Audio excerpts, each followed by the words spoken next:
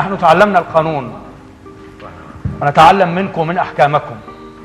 الترتيب سيد الفاضل الجليل يبدأ بالمدعي العام وآخر من يتحدث المتهم، وقد حدد القانون دور المدعي بالحقوق المدنية ألا يتناول وألا يخرج عن دعواه المدنية وألا يوجه أي سؤال يخرج عن دعواه المدنية.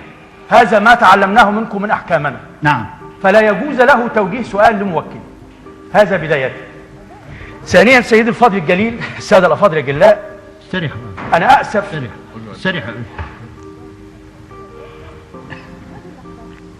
لما حدث. أنتم ليش ما تأسفون لتصرف زميلتكم أنا تجاه المحكمة؟ أنا هبدأ بالأسف وهبدأ بالاعتذار نيابة عنها، وأرجو أن تتقبل المحكمة اعتذارها لأنها كانت منفعلة، وحماسنا تجاه موكلنا يعفو ويغفر لنا من هذا الوقت، وهذا ما أتمناه. بس في ضمن نطاق القانون احنا وفي ضمن شرعية المحكمة. حقيقة سيد الفاضل الجليل، سادة فضل الجلاء، حضرنا هذه الجلسة وكنا متفقين تماما على أن نبدأ صفحة جديدة مع هيئتكم الموقرة لما لمسنا جلسات، ومن ترديد هيئتكم الموقرة دائما أن نحن محكمة قانون ورجال قانون ومحكمة عراقية، وهذا ما جعلنا نتمسك ونسايركم، ونتمنى أن يستمر هذا الوضع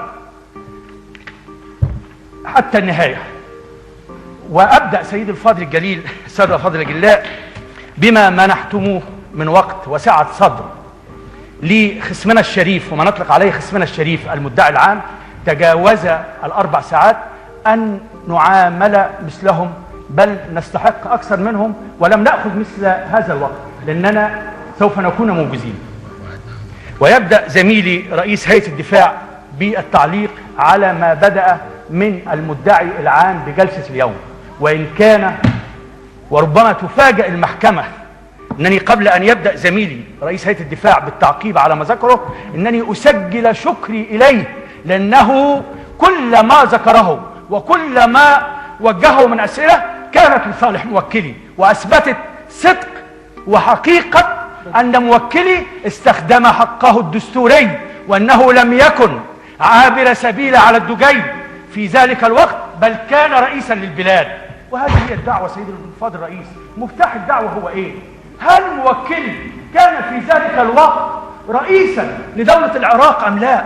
وهذا هو السؤال اللي أنا بوجهه لهيئة المحكمة، وأطلب من هيئة المحكمة كما هو وجه فوق 50 سؤال لموكلي أن توجه له سؤالين.